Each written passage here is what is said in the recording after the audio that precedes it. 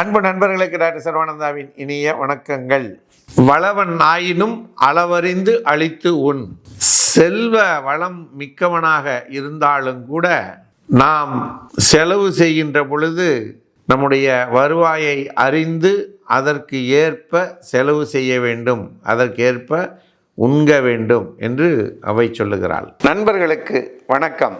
உங்கள் டான்சில் கட்டி பெரிதாக இருந்தால் ஆபரேஷன் வேண்டாம், ஹோமியோபதி மருந்துகள் மூலம் சரி செய்து கொள்ளலாம். தொடர்புக்கு சர்வம் ஹெல்த் கேர் 9176380403. அடுத்ததாக காதில் ஏற்படக்கூடிய நாய்ஸஸ், சவுண்ட்ஸ், அது என்னென்ன மாதிரியான சத்தங்கள் கேட்கு அப்படிங்கிறத பற்றி ஒரு விலாவரியாக பார்க்க போகிறோம். குறைஞ்சபட்சம் ஒரு 10-20 சத்தங்களை நாம் தெரிந்து கொள்வோம். நிறைய சத்தம் கேட்கும், பேஷண்ட்ஸு பாவம் ரொம்ப கஷ்டப்படுவாங்க. இது மாதிரி ஒரு கஷ்டம் யாருக்கும் வரக்கூடாது. பக்கத்தில் நின்று ஒருத்தர் பேசிக்கிட்டு இருந்தாலே நம்மளால் கேட்க முடியல. நம்ம காதுக்குள்ளேயே ஒருத்தர் பேசிகிட்டு இருக்கிறாங்க, ஒருத்தருக்கு சத்தம் போட்டுட்டு இருக்காங்க, ஒரு சவுண்டு கேட்டுட்டு இருக்குன்னா முடியுமா? எப்படி கான்சன்ட்ரேட் பண்ணி அவங்க லைஃப்பை ரன் பண்ணுவாங்க? ஆகையினால அது மிக முக்கியமான வீடியோ, அதை கொஞ்சம் பாருங்கள்.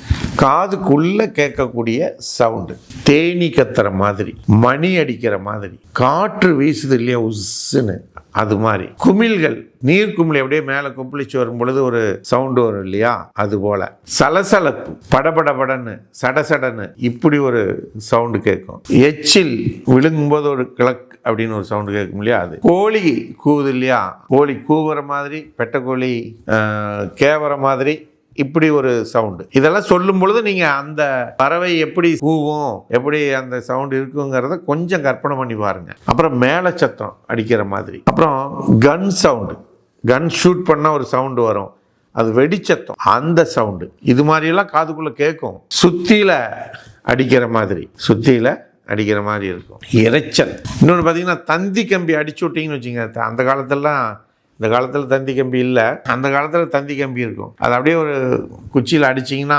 மீன் ஒரு சவுண்டு வரும். மியூசிக் சவுண்டு உள்ளே கேட்கும்.